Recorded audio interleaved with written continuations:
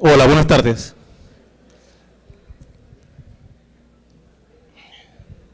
Bueno, antes que todo, pues, les doy las gracias por estar aquí en este evento tan importante para MikroTik.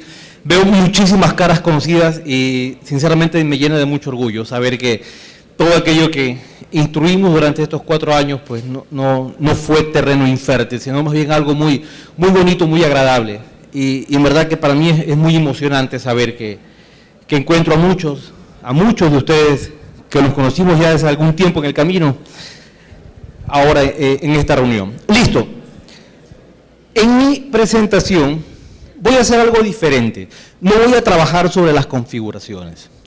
Básicamente lo que voy a exponer es producto de las preguntas que nos han hecho estos 5 o 6 últimos años.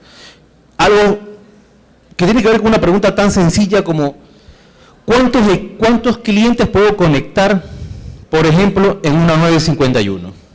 ¿Cuántos clientes me soporta un Omnitic? ¿Cuántos clientes me soporta, por ejemplo, una 433AH? En realidad siempre ha sido complicado poder decirle al cliente, poder decirle a todos ustedes, ¿sabes qué? Te soporta 5 usuarios, 10, 15. Algunos me decían, ¿sabes qué? Yo tengo un caso de éxito y me soporta 35. Yo era un equipo apenas un 750G o un 750 normal. Ok, el escenario o la muestra poblacional para hacer todo esto es extremadamente enorme. Así que desde hace algún tiempo ya en Academia Expert empezamos a planificar de qué forma podemos darle una respuesta más adecuada y lo que es más importante, más precisa al usuario. Así que para eso ideamos varias estrategias, varias formas de tratar de identificar cómo podemos llegar a eso. Entonces, lo que ustedes van a ver ahora en realidad es un compendio muy pequeño. Como les digo, no vamos a ver configuración, simplemente vamos a ver unos resultados que es producto de las estadísticas que hemos sacado. Y en conjunto vamos a poder sacar conclusiones.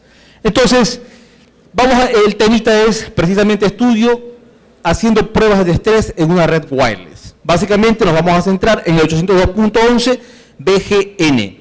Y esta prueba que ustedes van a ver en realidad es una prueba de siquiera unas 20 o 30 combinaciones posibles.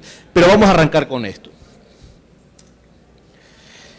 Entre las preguntas, como decía, frecuentes están: ¿cuál es la eficiencia de una red wireless cuando tiene carga? ¿Cómo podemos determinar cuántos clientes va a soportar un AP?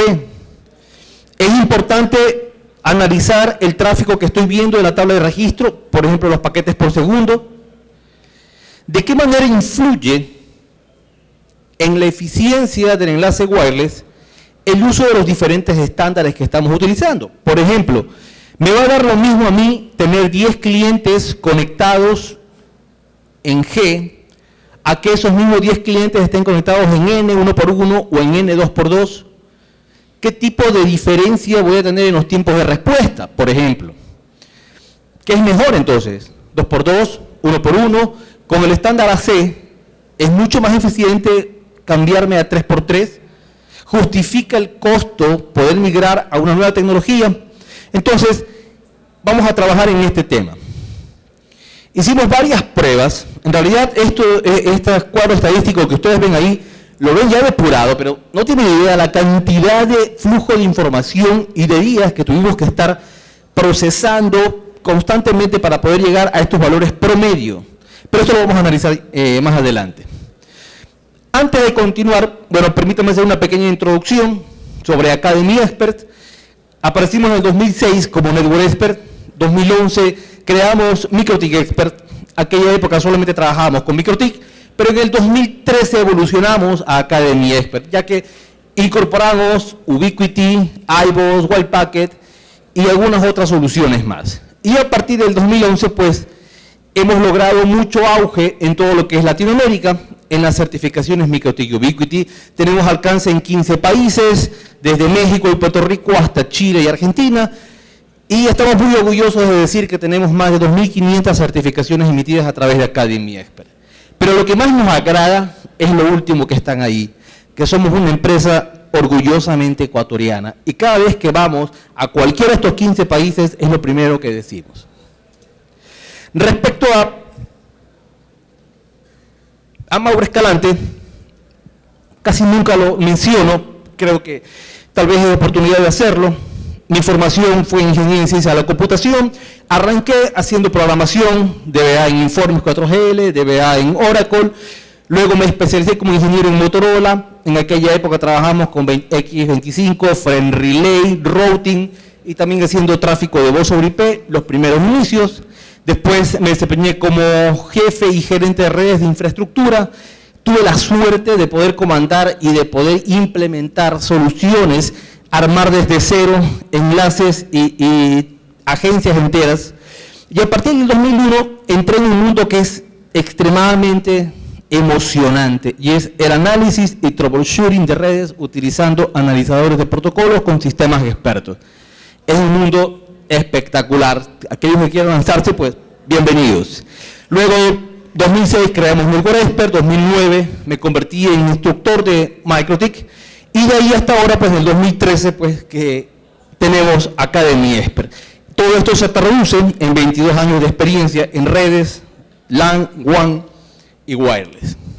Como les había mencionado, el desarrollo de la idea parte ya desde hace varios meses y comenzó así, como ustedes lo ven, en papeles, servilletas, hojas, varias horas de trabajo analizando qué es lo que podemos hacer. Finalmente llegamos a esto, a un modelo mucho más sencillo, que es lo que vamos a probar. El esquema para la evaluación es tan sencillo como ustedes lo ven aquí. Vamos a hacer un ping a Google a través de uno de estos clientes. Para esto utilizamos clientes modelos HAP Lite, RB951G y los CAP.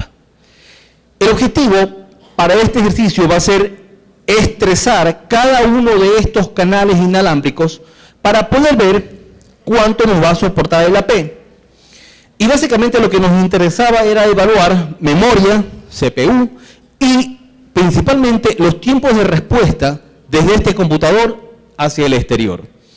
Así que para esto, como Access Point, utilizamos un modelo un poquito viejo, un RB751U, para más o menos evaluar y ver qué es lo que estaba sucediendo. Entonces, algo sí que es muy importante es recordar que estas son pruebas ideales de laboratorio.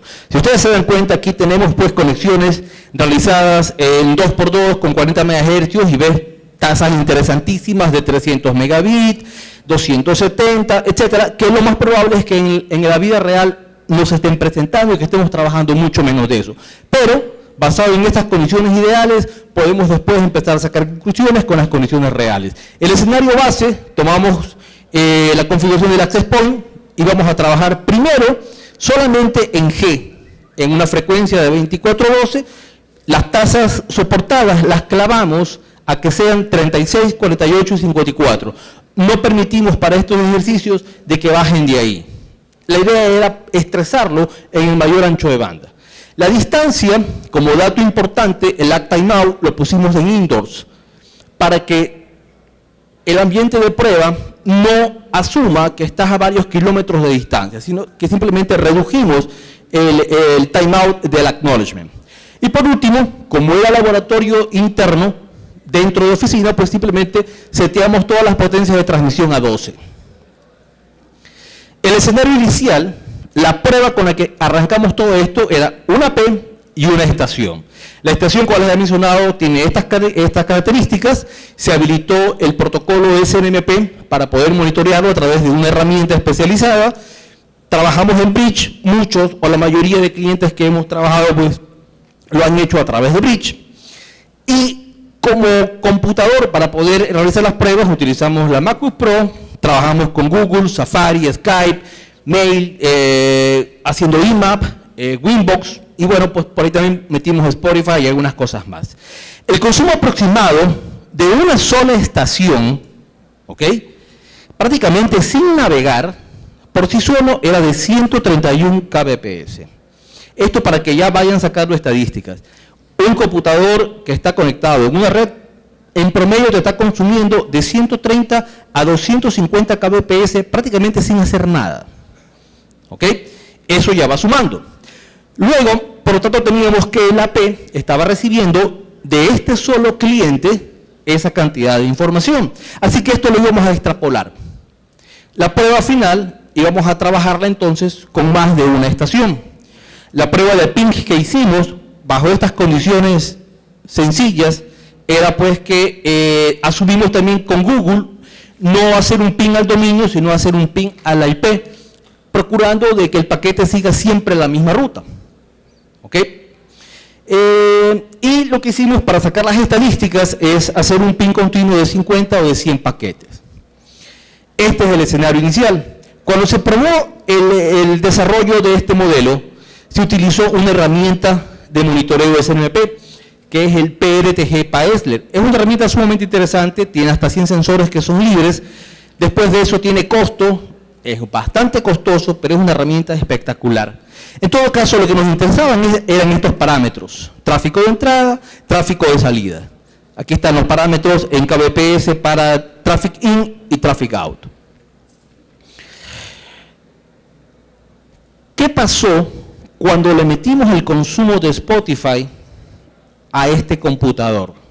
Se empezó a notar que aquí, regresemos un poco, de 28 y de 140, aproximadamente el tráfico de entrada es el que obviamente empezó a subir un poco más. El tráfico de salida quedó prácticamente invariable. Es decir, que el uso de un Spotify en una red prácticamente pudiera considerarse despreciable.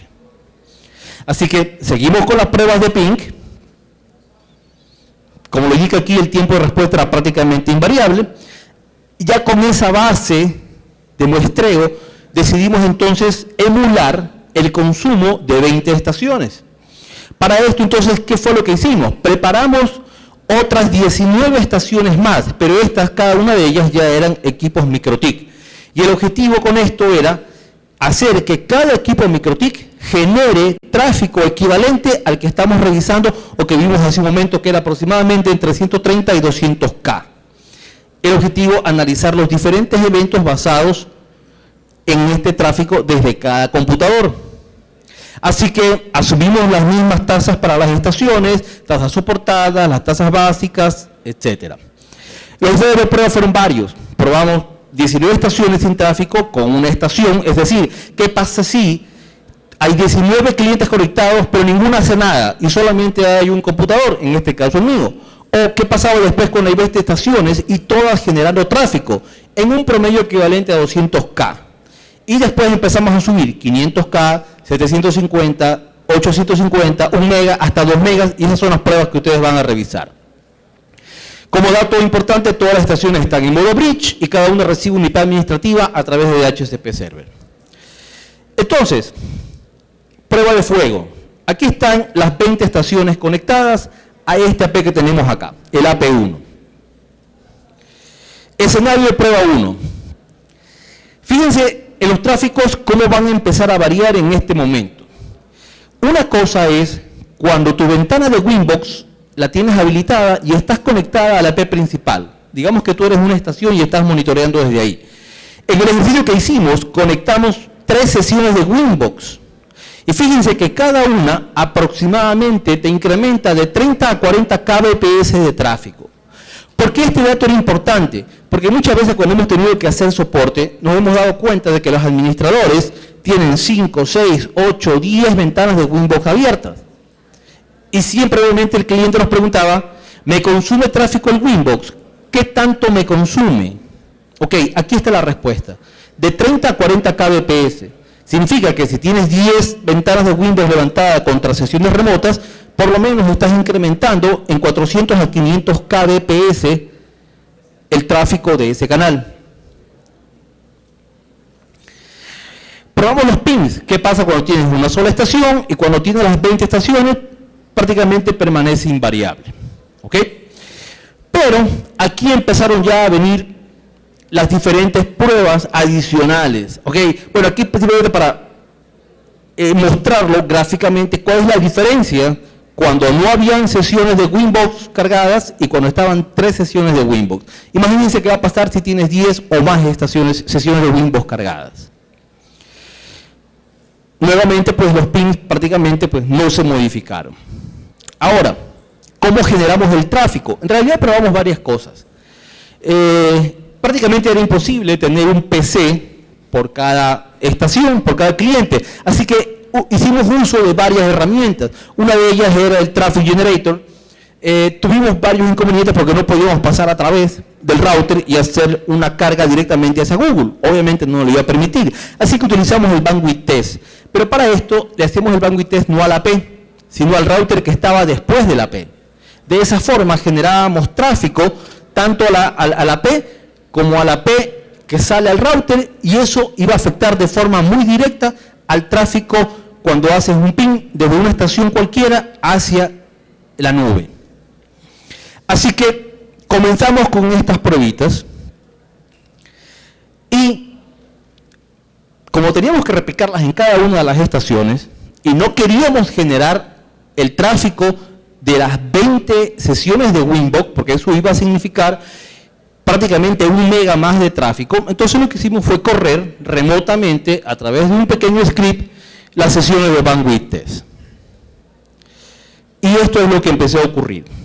Cuando empezamos a probar solamente con 200K, con 5 estaciones, el tráfico general a través de ese canal que salía al internet aproximadamente se convirtió en 2 megas.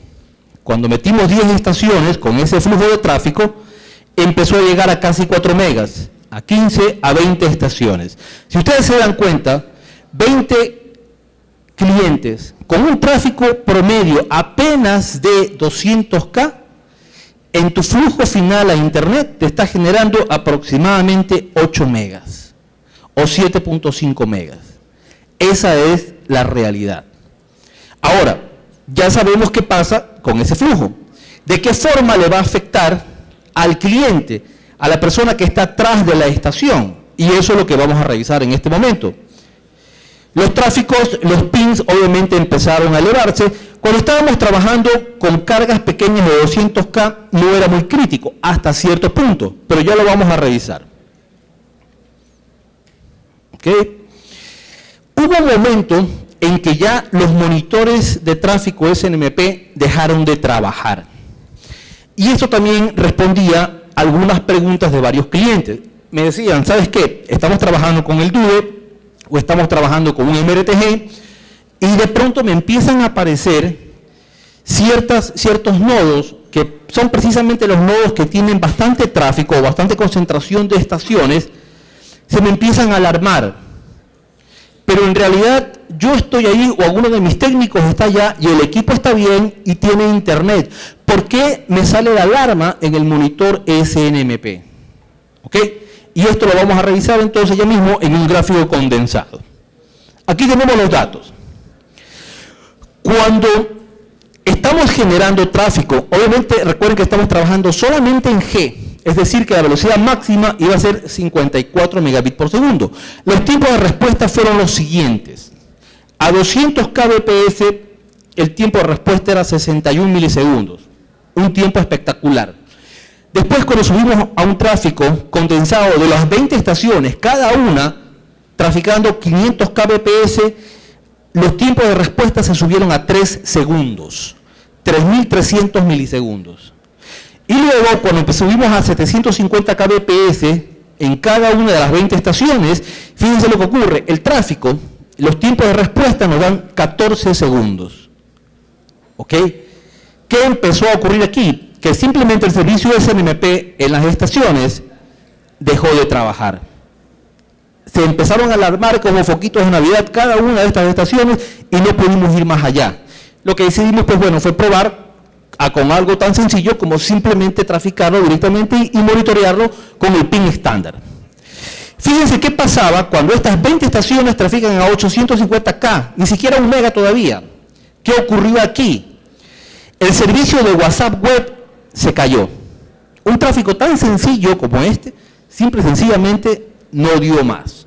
Aparte de eso, Google ya no abría. Tan solo la pantalla google.com dejó de abrirse. Se demoró, mejor dicho, nunca la abrió hasta que se fue en timeout. Por último, estas 20 estaciones haciendo un tráfico, cada una de ellas constante de 1 mega, tiempo de respuesta 37 segundos, simple y sencillamente no funciona absolutamente nada. ¿Ok? Después decidimos evaluar, salimos de G y nos fuimos a 802.11n. en que podíamos alcanzar ya sea 150 o 300 megabits por segundo, dependiendo de la cantidad de antenas que utilicemos. Así que probamos primero uno por uno, a ver qué sucede. Todo nos fue bien, sobrepasamos la barrera de los 850 kbps sin problema. Si revisamos el tráfico anterior, ya a los 750 ya empezábamos a sentir inconvenientes, pero en N, uno por uno únicamente, cuando pusimos 1 mega de tráfico en todos los clientes, recién ahí el Google se empezó a poner lento. En realidad estuvo muy lento, no se fue en timeout, sí respondió, pero le tomó su tiempo, ¿ok? Y fíjate que aquí los tiempos de respuesta eran apenas de 1 segundo, ¿sí? Es decir, el tiempo del ping era ideal, 1 segundo, por decir algo, no era demasiado extenso, pero ya Google ya tenía problemas, el browsing ya tenía sus inconvenientes. Cuando le cargamos con 1.5 megas, otra vez volvimos a tener la misma situación. El WhatsApp web ya no cargó, simplemente te aparecía PC desconectada de WhatsApp. Y obviamente Google ya no funcionaba. Cuando cargamos a 2 megabits el tráfico de cada una de las 20 estaciones, tanto fue así que la P ya no pudo conectar a 3 clientes. Y eso nos respondía otra pregunta que también los clientes nos hacen. Mira, yo estoy trabajando con 15 clientes y resulta que pongo uno más y simplemente de forma aleatoria una de mis estaciones se desconecta. No sé qué pasa. Reviso, hago las pruebas de ping. Claro, si te das cuenta, el ping está en 2 segundos. Me dice, el ping es ideal. O sea, es 2 segundos. No entiendo dónde está el problema. Ok, este es el problema. Estos gráficos después los vamos a revisar en una comparación de paquetes por segundo, para que vean qué es lo que realmente ocurrió. Estas son simplemente las pruebas crudas. Migramos a 2x2. Obviamente aquí obtuvimos un desempeño mucho más claro. Comparando con el anterior, a partir de 1 mega ya tuvimos problemas, 1.5 se degradó, en 2 estaba completamente caído. Recién aquí, cuando trabajamos en 2x2, a 2 megabits, ahí recién Google se puso lento. Se demoraba, pero abría. Y por último, a 2.5 megas, ahí sí nuevamente WhatsApp web caído y Google seguía nuevamente lento. Entonces, primeras conclusiones. Definitivamente, el trabajar en un estándar superior mejora considerablemente el desempeño del throughput real de la información. Recuerden algo sumamente importante. El estándar wireless 802.11 A, B, G, N, A, C basa su estructura de protocolo y de transporte en 2 esquemas muy importantes. Primero, que es el CCNA, por eso es 802, como el Ethernet cableado que nosotros conocemos. El Ethernet cableado es el 802.3, el wireless es el 802.11. Por lo tanto, cualquier conexión wireless va a trabajar en el esquema de CSMA, Carrier Sense Medium Access, acceso al medio sensando portadora. Eso es inevitable, no te lo quita nadie. Pero después viene la parte del proceso en el que tienes que el cliente saber cómo va a reaccionar cuando encuentra un problema. Cuando estás trabajando en Ethernet plano, tienes CSMA CD, Collision Detection. Vamos a ver cómo reaccionamos si es que encontramos colisiones. Si no encontramos colisiones, sigue enviando información. Pero en el wireless cambia completamente la cosa, porque utilizas ya no el CD, utilizas CA, y es Collision Avoidance. ¿Qué significa este protocolo? Que cada vez que el AP o la estación envían un paquete, antes de enviar el siguiente paquete, necesitas recibir el acknowledgement del primer paquete que enviaste, y así sucesivamente. Es decir, que los tiempos prácticamente se reducen a la mitad. ¿Esto qué quiere decir? Si estamos trabajando, por ejemplo, en 54 megabits, ves que tu computadora está conectado al wireless y dice 54 megabits el ancho de banda, sin embargo, tu throughput real, para comenzar, por lo menos es la mitad. ¿Ok? A eso agrégale datos como el ruido que vas a encontrar, las interferencias, etcétera. En realidad no vas a tener 27 prácticamente nunca. realmente lo que vas a obtener es 20, 22, en el mejor de los casos. Pero ese tráfico es half duplex. Es decir, que si tú quieres evaluar un tráfico, por ejemplo, me dice, es que pruebo el FTP, estoy conectado a 54 megabits, pero no me da más de 12 o de 15 megabits por segundo. Y es correcto, porque TCP es una sesión orientada a conexión y necesita también por cada paquete que envías un acknowledgement de retorno, un reconocimiento. Entonces necesitas utilizar la otra parte del tiempo. ¿Eso qué significa? Que de tus 27 o 22 se baja.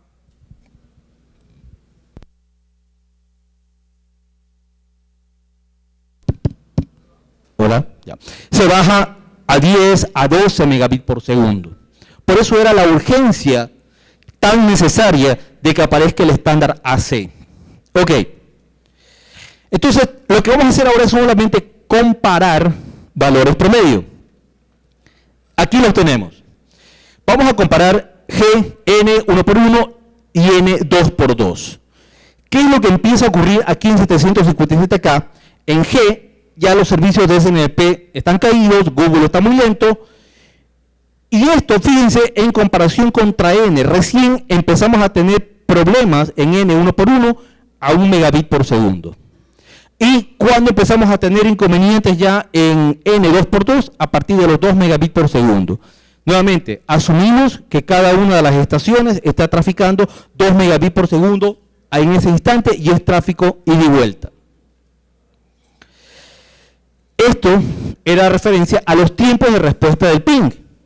¿Qué pasaba con la pérdida de paquetes?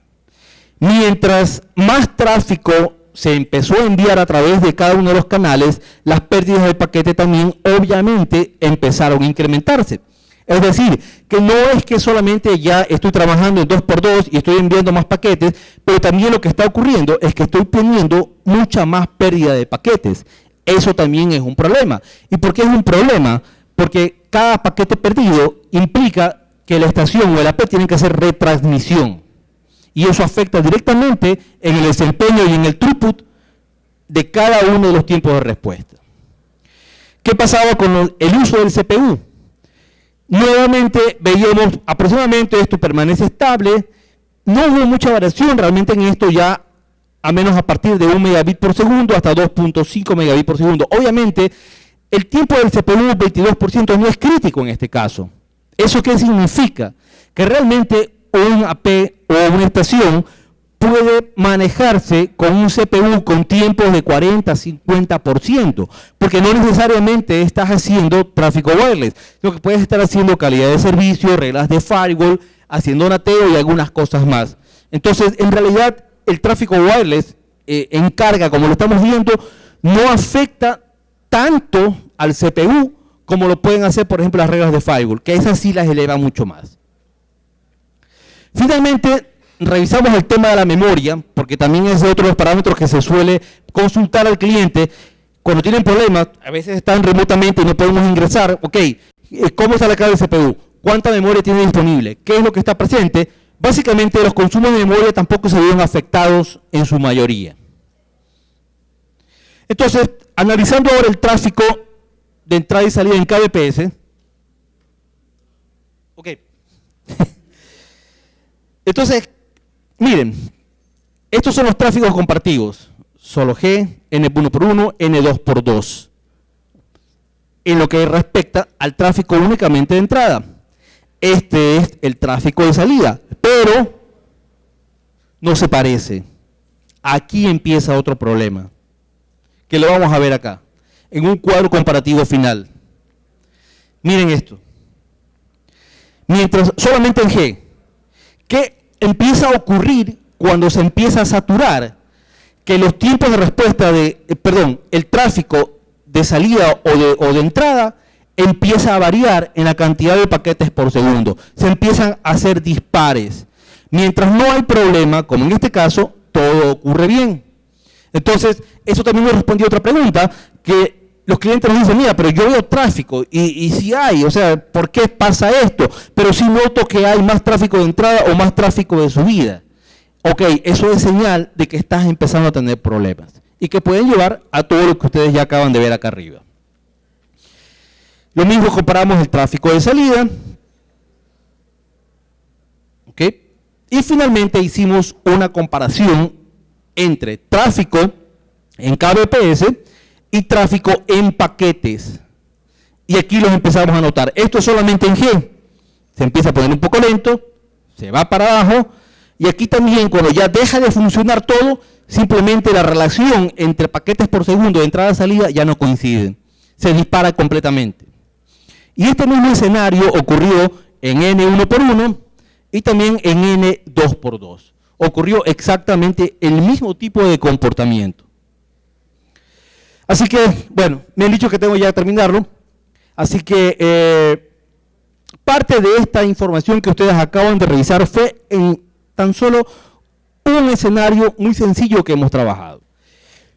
En el título los habíamos puesto como parte 1 y efectivamente va a haber más análisis y más estadísticas sobre esto. Lo vamos a publicar. ¿Cuál va a ser nuestro objetivo? Este va a ser nuestro aporte a la comunidad tecnológica, a nuestros clientes. Vamos a tratar en lo posible de evaluar cada uno de estos modelos, porque cada uno es completamente diferente. ¿Ok? Vamos a tratar de hacer un cronograma muy establecido para poder abarcar, no sé, esta semana vamos a trabajar con el QRT, la siguiente semana vamos a trabajar con los NetMetal y empezar a generar tráfico para que ustedes puedan tener una base de referencia y puedan tener una mejor idea de qué es lo que está ocurriendo en sus enlaces wireless. Así que, ¿quiénes van a poder acceder a las estadísticas? Todos. La próxima semana vamos a estar en el mundo de Bogotá, así que vamos a estar bastante ocupados. En todo caso, a partir ya del 14 de agosto, en nuestro canal que es de capacitación, abcexpert.com, ya van a poder ver disponible esta información. Los invito también a que se escriban a cursos@academiaexpert para incluirlos en la lista de distribución y de esa manera anunciarles cada vez que empecemos a subir nuevas estadísticas. Así que, gracias, muchas gracias.